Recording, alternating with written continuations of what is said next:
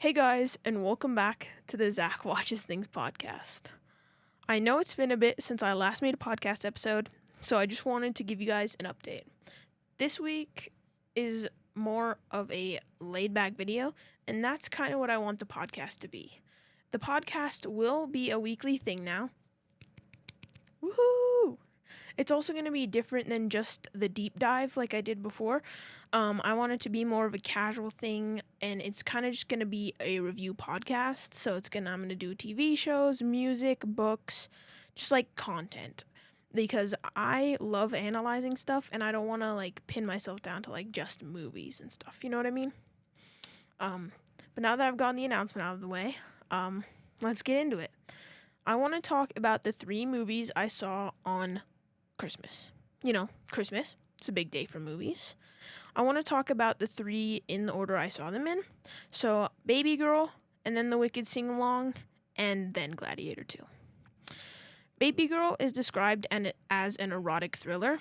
I would say that it was very erotic, but I don't think I would say they went very far with the thriller. Other than like the intentional the thriller that was already there, that being the affair in general. Like, I think thriller there's a bit of wiggle room there. But anyways, Babygirl follows 2 main people, one called Romy, Nicole Kidman, and the other Samuel, Harris Dickinson. Romy is this high-power CEO and founder of this Amazon-like company that's main focus is like robotics, but they also like have this shipping robot. Samuel is an intern at Romy's company, and at Romy's company they have this program where interns can be paired with higher ups to get like the lay of the land and the ins and outs of working there.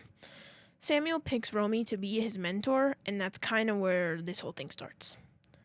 Romy and Samuel have this 10-minute intro meeting a couple weeks after Samuel starts at her company, and we're kind of clued into their dynamic. Before they have this meeting, they've met in passing and stuff. Like, there was the dog incident, if you've seen like the trailer or anything like that. That happens before they meet. They have like this holiday party that happens before this. Like, they've met a couple times. They're aware of each other, is what I'm saying. They've shared like intimate looks and like innuendos, basically. So back to the meeting. Samuel starts asking Romy the kind of run-of-the-mill questions, like, why did you start this company? What do you like? What do you like? Stuff that you could Google. She even says that at one point. And but then he kind of like picks up on her vibe and like this need of hers, and he says, quote, "I think you like to be told what to do." Romy, after hearing this, is like offended and gets up to leave. Samuel follows her and tells her to shut the door, and like kind of begs her. Like, in the scene, they're like really close, and next to the door he goes, "Shut the door, just please, just shut the door, just go shut the door." And she does. She listens to him. This is where their affair begins. They kiss, and Romy, you can tell, is like turned on by this. But it's kind of like this back and forth where Samuel's like, whoa, like, and then they kiss, and then like after this, Romy actually runs out and leaves. One thing I noticed about Babygirl is the jump cuts, basically. It's just a very like movie. The cuts are noticeable from like a fast-paced scene to a very slow one, and vice versa.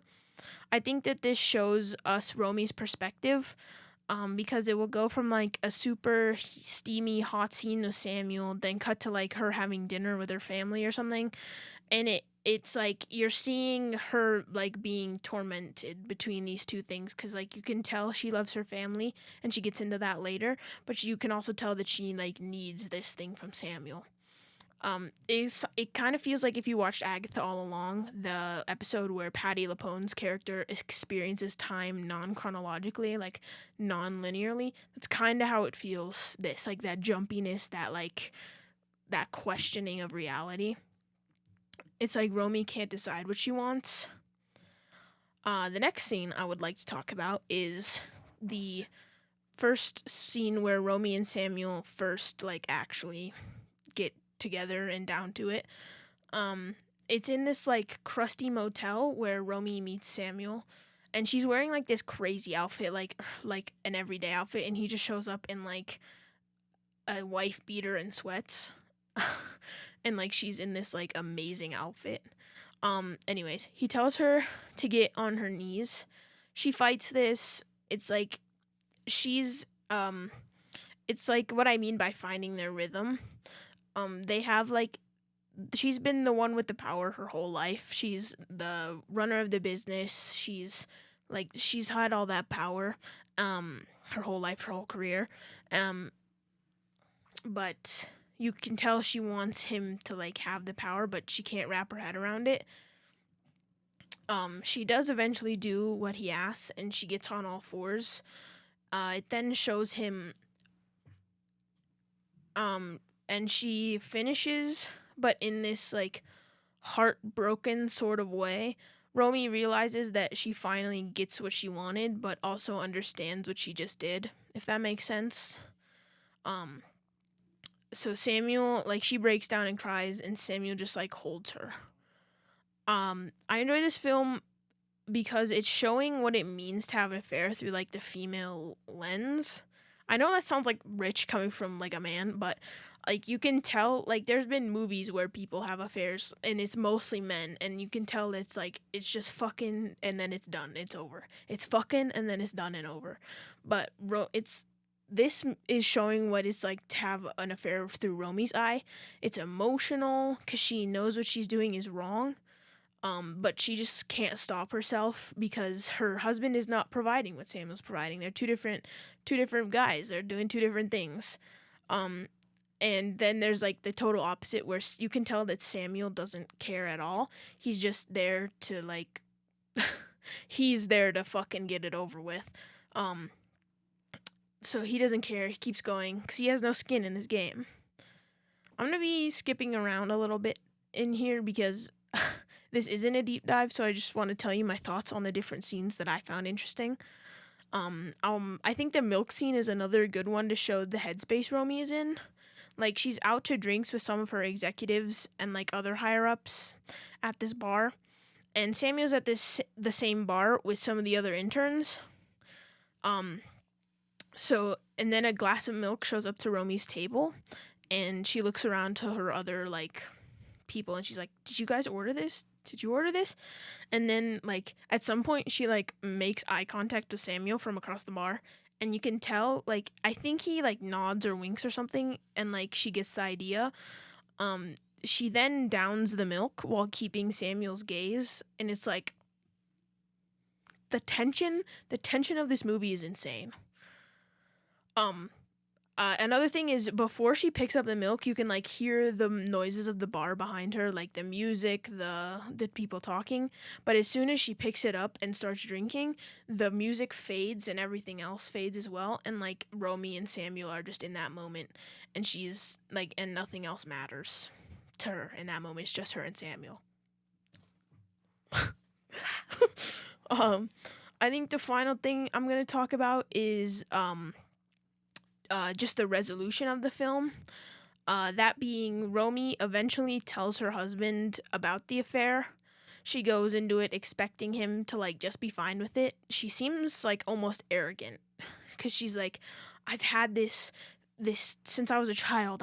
Since I was little, not since since I was little. I've had these dark fantasies, and I met someone, and they helped me with those fantasies." And he's like, he seems calm at first, but I think it's just him like getting all of it in his brain, and then he starts yelling at her after he's processed it.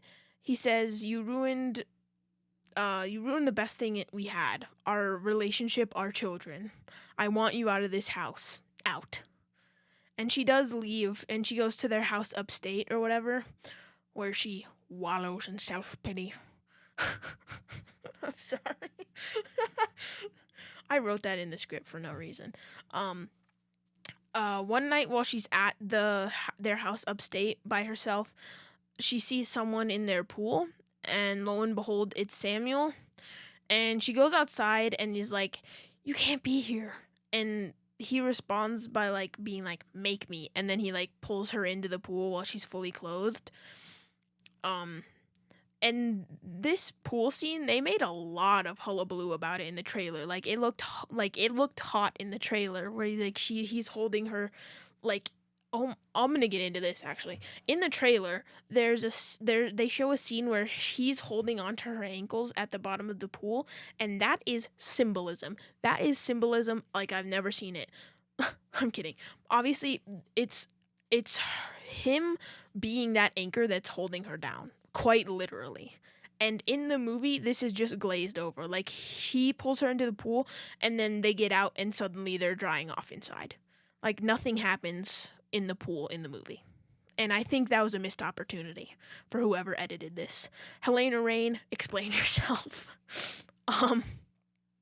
Once Samuel and Romy are back inside, they're talking again, and her husband actually walks in, and he's at their house upstate, and he sees Samuel and immediately knows, because if you've seen the movie, Samuel has been to their house. He's been to the parties that her husband has. Like, they know each other, they know of each other.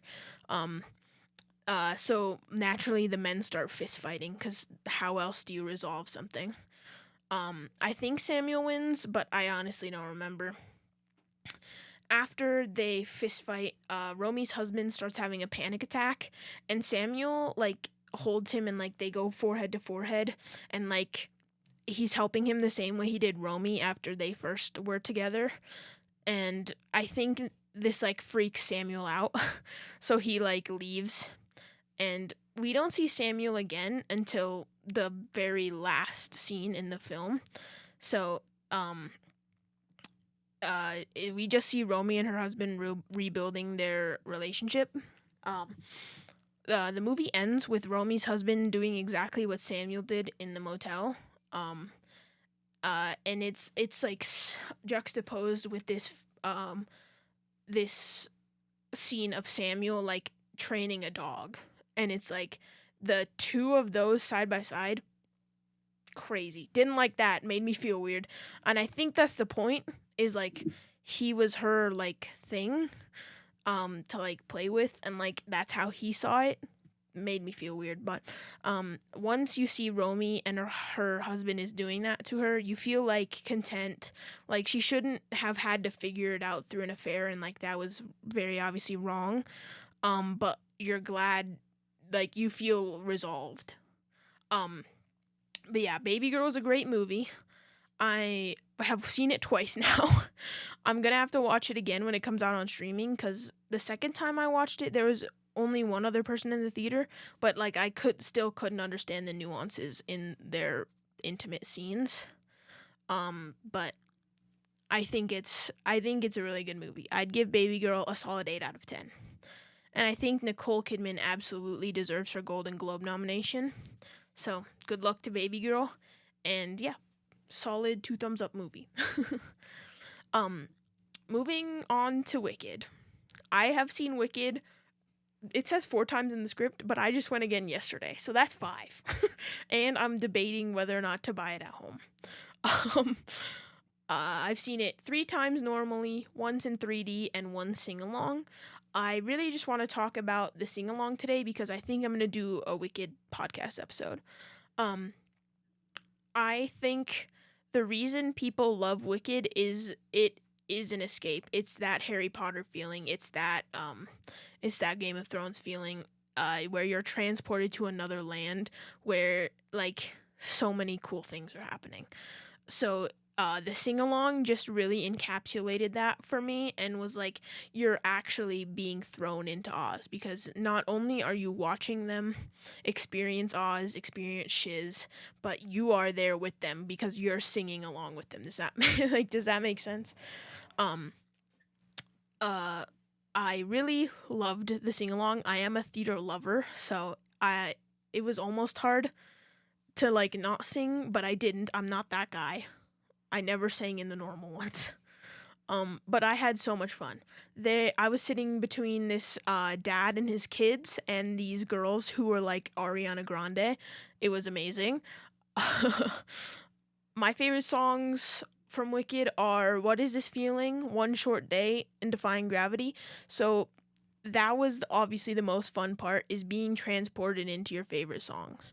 Like singing One Short Day, oh my god, so fun. Um I would say that the thing about the sing along is that feeling. When you're singing, it's a totally different experience. I also really enjoyed the theater I was in because they weren't half-assing it at all. I don't think I have much to say on Wicked, like I said, because I'm going to do a full podcast about it. But if you love Wicked, you are going to love the sing along. And also, I have cried at every single Wicked I've been to other than the sing along. So I don't know what that has to say, but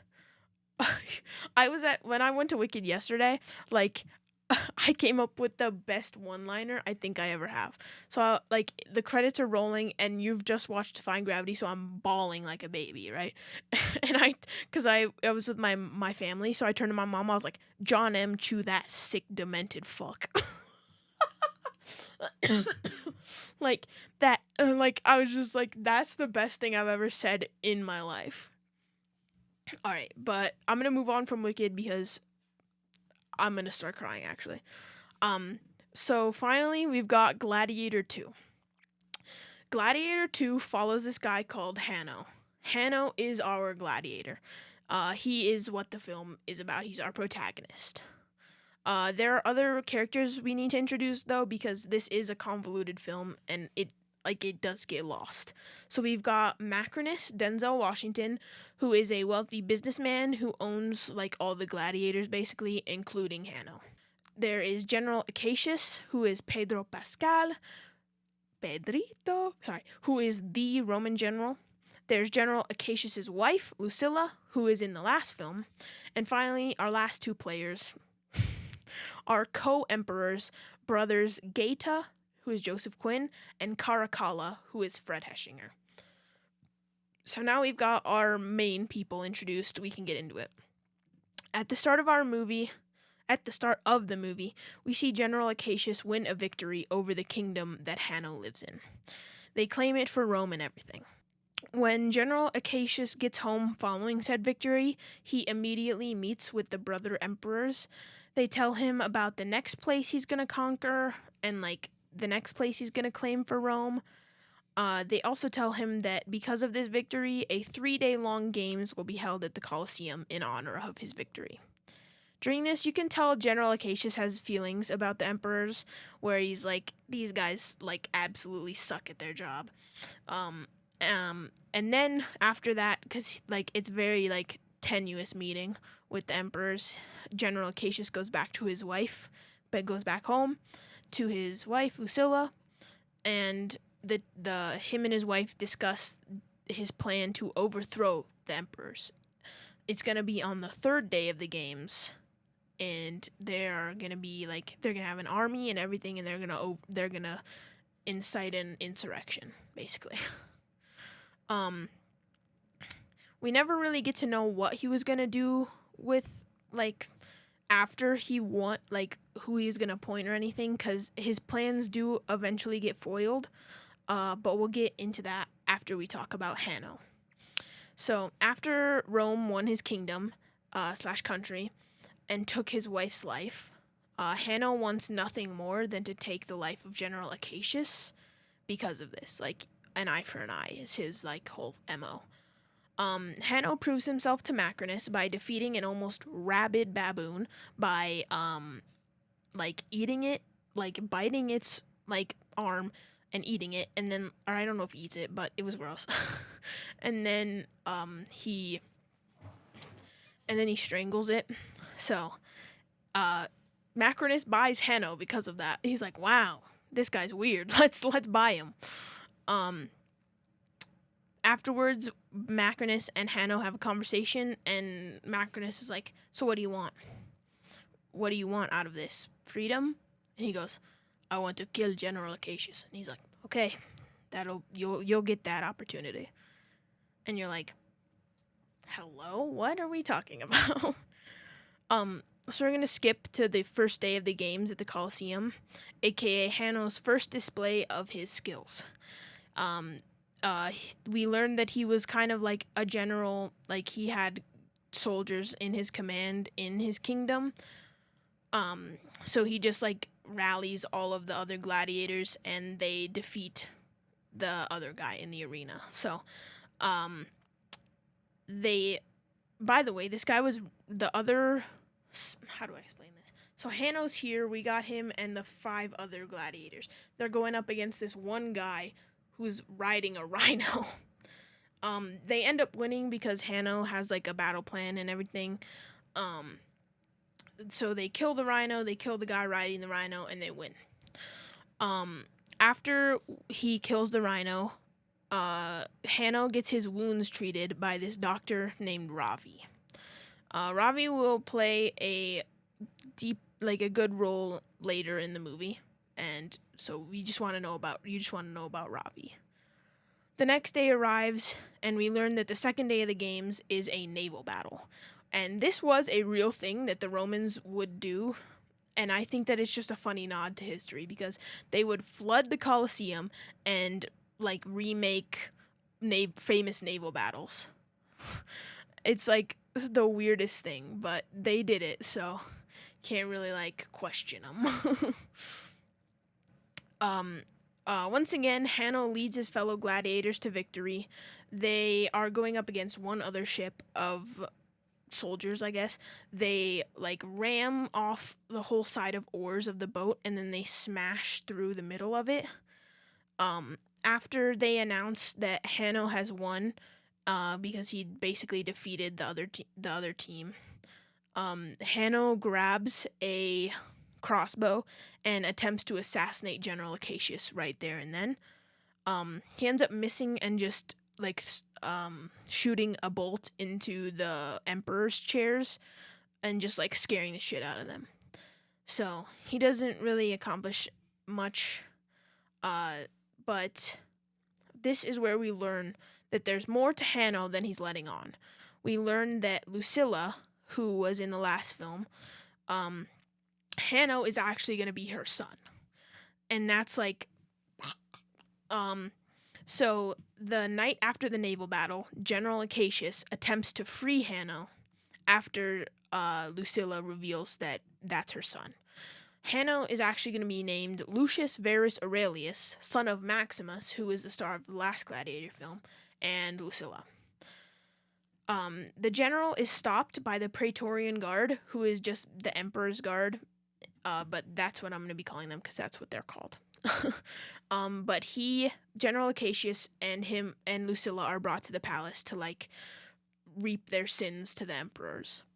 This part looks so dumb in the movie because the general is surrounded by like his own guards or whatever, and all of his guards get shot by arrows by the Praetorians, and like everyone except for him. So they all get shot, they all fall, and every single one of them except him, and he's looking around like, what just happened? And it looks so dumb. Anyways, the two are brought before Emperor Geta and Emperor Caracalla. They get damned by Geta and told that their deaths will be public. This is where Macrinus steps in, the guy who owns Hanno, and says that that Geta should let the gods decide Acacius's fate and let him fight in the Colosseum. And that's exactly what happens. The next day at the Colosseum, General Acacius goes up against Hanno, aka Lucius. He does this to a crowd calling his name like, Acacius, Acacius, hero, hero, like they're all rooting for him. Lucilla is like visibly upset because no matter what happens in this fight, she's either gonna lose her husband or her son. So like a lose-lose situation. So she starts begging the emperors, but they don't listen to her because this is exactly what they want. They've almost been insurrected, like they don't care at this point. The fight begins and Acacius like starts by like trying to explain himself, but Hanno doesn't care. Lucius doesn't care because he's been wanting to kill General Acacius, so they like fight. And then the truth is revealed, because General Acacius starts telling Hanno that he knows who he is. Lucius Verus Aurelius. Dun dun dun. The general then drops his weapons and surrenders to Lucius. He goes on to say, "I love your mother, Lucilla, and your father, Maximus. I would have died for him." Lucius throws down his weapons as well, disregarding the ruling that Emperors Geta and Caracalla did, where they were like, yeah, kill him, because General Acacius surrendered, so they were like, yes, kill him. So he like disregards that, but General Acacius ends up dying anyways because the Praetorian Guard fill him with 100 arrows. Because Emperor Geta's like, kill him, and so they all like boink, and they all kill him. Lucius throws this back in the emperor's face, saying, is this how Rome treats its heroes? Because, like, General Acacius is the hero of Rome. He's won so many battles. He's done all this stuff for them. Like, it's a no-go, babes. But after this, the emperors go back to the palace, and Macrinus follows them. They end up fighting, like, the two emperors, and Macrinus separates them and talks to Caracalla in order to control him and pit him against his brother. This works, and Caracalla's like, puts a knife to Geta's throat and is like, you never liked me, yours were trying to, like, get me and stuff like that. And then while he has the knife to his brother's throat, Macrinus comes from behind him and forces the knife through a bunch of times and decapitates Geta. And it's like, Macrinus is actually crazy. So now I'm just going to skip to the end, pretty much. They are once again in the Colosseum, this time to witness the death of Lucilla at the hands of the Praetorian Guard. During this, Macrinus ends up killing Caracalla, so at this point he's killed both of the emperors. And then he kills Lucilla. So he kills the other emperor by, like, shoving a pen in his ear, basically, and then he shoots Lucilla, and, like, Lucius is, like, heartbroken and all this stuff. Macrinus gets the hell out of there and, like, leaves on a horse, and Lucius follows him also on a horse. And, like, the whole time you're watching this, like, because he's killed 3 people at this point, and Lucius is just like, how fucking dare you? And then they both meet at the gate outside Rome, with both their respective armies. So the army that, like, guards Rome, like, from attackers or whatever, and then this other army that was gonna be General Acacius's if he had gone through with, like, his insurrection plan. That army now backing Lucius. Finally, at the gate, Lucius reveals himself to Macrinus, going, "My name is Lucius Verus Aurelius." And they, like, fight for a while, and then they start sword fighting. They start with swords, and then rocks, and then fists, and then swords again. Lucius cuts Macrinus' hand clean off, and then guts him, which is like, yes, finally! Like, this, like, Macrinus had just been going off this whole time, and Lucius guts him. Hell yeah. Hell yeah. Lucius then goes on monologuing about rebuilding the dream of Rome his grandfather had, that being Marcus Aurelius. The scene ends with the two armies coming together as one and agreeing with Lucius, going, I, and, like, 10,000 guys. I. And it was so cool. This part is moving because it shows the hope of a reunited Rome, a Rome for the people, like Lucius says. The movie ends with Lucius going back to the Colosseum, to the scene of his mother's death, and trying to connect to his father, who is Maximus, that being the guy in the first Gladiator movie. And then, like, through that, it cuts back to that scene from Gladiator 1 where the guy has his hand in the field and he's like, la la la, or whatever. My thoughts on Gladiator 2 is that they built a story off of the original that you could follow, like I did, without having to see the first movie. Like, they explained it all well and you could follow it no matter what. But I also think inherently that was its downfall, because there's so much name dropping in this film. Lucilla says, "my father, Marcus Aurelius," like 7 times. And like they pound into Lucius that his dad is Maximus by just like saying it 800 times. But it was a good story overall. I think all the fights were beautifully choreographed and a lot of thought clearly went into it. Gladiator 2 is currently out for 2 Golden Globes, one for Best Supporting Actor for Denzel Washington, and then one for Sound, Visual Effects, and Original Score. So good luck to them. I'd give Gladiator 2 a 7 out of 10 just because the movie, inherently not for me. I don't like bloody, like, gore stuff unless it's like a horror movie. But I thought it was a good movie, So thank you to everyone who watched this whole thing. Thanks for making it to the end. Next week, I'll have another podcast out for you. Turn on post notifications so you don't miss anything. And again, thanks for watching. Goodbye.